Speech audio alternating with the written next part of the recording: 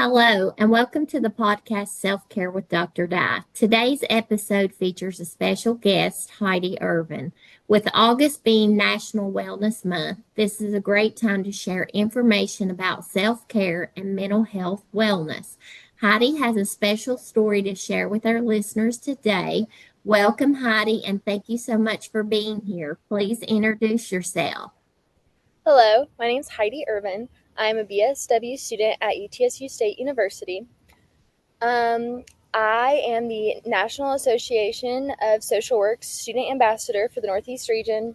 I'm the president of the Student Social Work Association and the secretary and treasurer for Phi Alpha Nu, which is our honor society for social work. I also work part-time for DCS and have lots of hands-on experience in social work and care very deeply about mental health with my own struggles that I've had through the years and working to advocate for others. Thank you so much for introducing yourself, and thank you so much again for being here. Tell us how you came about deciding social work as your major and what impact it's had on you. When I originally heard about social work, I had the same context as most people, thinking just about child protective services, thinking that's all social work really was. But my freshman year of college, I originally came in as a media and communications major. I was going to do sports photography. And I had gotten into a domestic violence relationship. And through that, I had a very huge struggle of my mental health and struggling with balancing school and what to do once I got out of it and finding support. And I knew once I started that process that I wanted to then get into the helping profession. I did not want to do medical traditional route. I don't really like blood. And I didn't think that psychology was a perfect fit for me. And then I thought about doing law school, and law was just, I felt like sometimes that can be more harmful than good. So I wanted to be more one on one with people. My best friend's mother, Isabella Music, her mom is the social worker at Lincoln Elementary School. And she had a discussion with me about social work. And in that time, I found that felt like more of a path for me than anything else I'd done. And then once I started my first social work class with Dr. Boa, I was able to see that this was mine, and it felt like just a perfect click. Thank you for sharing your personal information. I know some of our listeners have their own stories to share with personal information and have had some similar rough experiences as well. So, thank you for that. So, how has your understanding of self care changed since you started your social work journey? When I have heard the term social work for or self care for a very long time, I was first diagnosed with major depressive disorder when I was 14. So when that happened, they were like, you need to take care of yourself, you need to do stuff. And at the time, I was playing volleyball. So that was my form of self care. Even though I didn't know it at the time, that was my outlet, my release. And then once I no longer felt like that was right for me and I got to college, and I got into social work, I realized that there was more to taking care of myself, more than just like, oh, I'm going to take a bath, I'm going to lay and rot in my bed. I found that there was things I could do to help my major depressive disorder, to lessen it, to make it feel more doable, and that it was worth it to myself and the others around me to put forth that effort into caring for myself and finding things that made it seem more doable and the symptoms lessen. Yes, and you mentioned a great point. Sometimes we do self care not realizing that it is a release for us. And now that you've been in social work, you understand self Yes. care, you know a little bit more about what self care is, and you do self care intentionally and Mm-hmm. purposefully. Yes, very a major part. This last year, especially when I started working for DCS, everyone kept telling me that I needed to do my self care. And I've heard it in my social work classes, and I've been doing better. And then I was like, yeah, I'll do it. I'll figure something out. But I was not paying that much attention to myself. And I was like, there's something else I need to do. And I have a book. It's called Real Self Care. I cannot pronounce the author's name correctly, but I read that book this summer, and it just mainly talks about how bubble baths and stuff are great forms of self care if done mindfully, but also how the industry of self care is a capitalistic industry, that many of it is building off of buying bubble baths, buying the things, buying a fix to fix something versus self-care is supposed to be more as something that's supposed to help your nervous system reset and to make sure that you're productive and helping protect yourself versus a product will fix you. And that's very important because a lot of people don't know that or understand that. They think if I buy this thing, it will make it all better. I buy a bubble bath, I buy the candles, I do this, I buy the crystals, everything will be better. But in reality, that's just like pushing it away.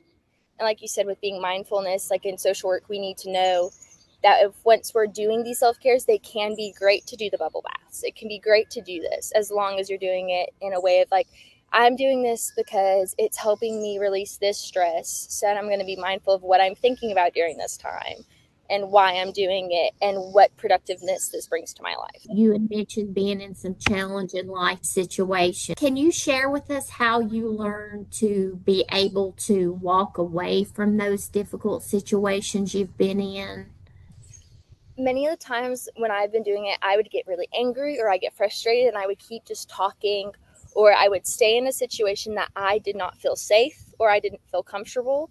And with many years, it's taken about 4, with me and my therapist have discussed that sometimes it feels selfish to be like, hey, I can't have this conversation right now and walking away.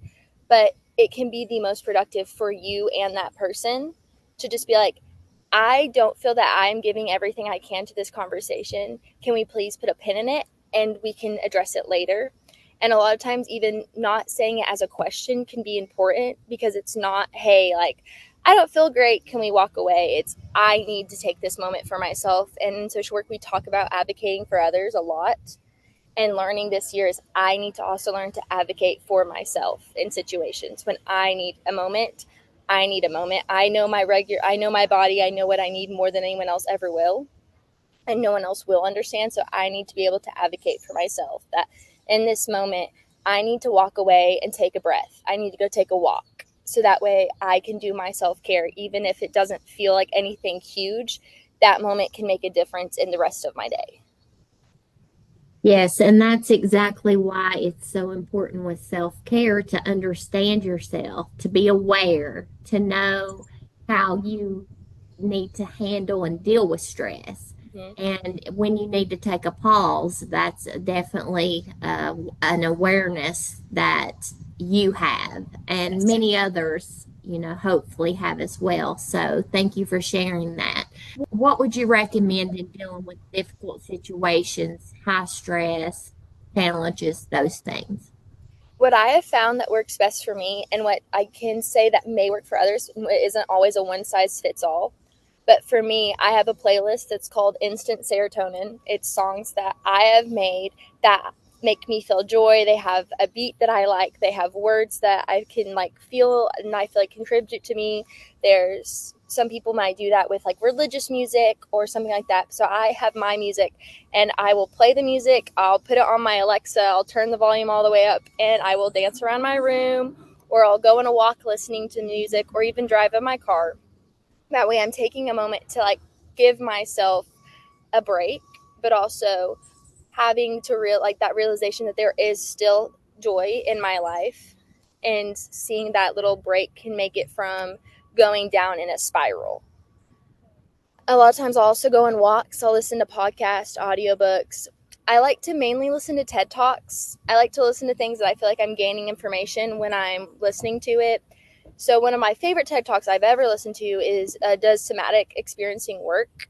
And so that just talks about the body with somatic, and it's by Monique Lesage. She goes into her whole process, and it does talk about how self-care and how if you have traumatic experiences, it's not always just a one size fits all, and it's not just an overnight journey. It's going to be a long journey that you have to put into yourself. But I think hearing those things can be very productive in taking that mindfulness step and how this relates to my life and the growth I can do as a person. And then my favorite thing to listen to on YouTube is called cinematic therapy. So they take movies, they break them down in a therapeutic aspect. And I find that very enjoyable for me because I'm still learning information about, I feel like I'm getting to touch on social worky things, getting to see that, but I'm also doing it in a fun manner with movies. So like movies I love, oh wait, I never thought about it this way. And then it helps you realize things in a deeper, all the way meaning. And other times I will paint or draw. I'm not very good at it. I just do it for fun. And it's just a way to get my emotions out because you can draw about anything. It doesn't have to be pretty, no one else has to see it. But then that way I am able to just get my emotions onto a page versus holding it in. Another way I do that is also journaling. When I'm journaling, I just write my straight thoughts. I don't do any grammar. I don't do any rhythms, any rhymes. There's nothing to it except for exactly what I am thinking onto the paper so I can get it out of my, instead of sitting there and dwelling on it, I'm getting it on the page and out of my mind. So that way it has a space to be, it has a space for those thoughts, but I can also then just figure out which thoughts are this is a true thing or this is what my brain is telling me. Sounds like you really have a great plan for self-care, something that you have really worked hard on. Thank you again so much for sharing your personal information and giving the audience some tips on really some great self-care strategies that they can practice.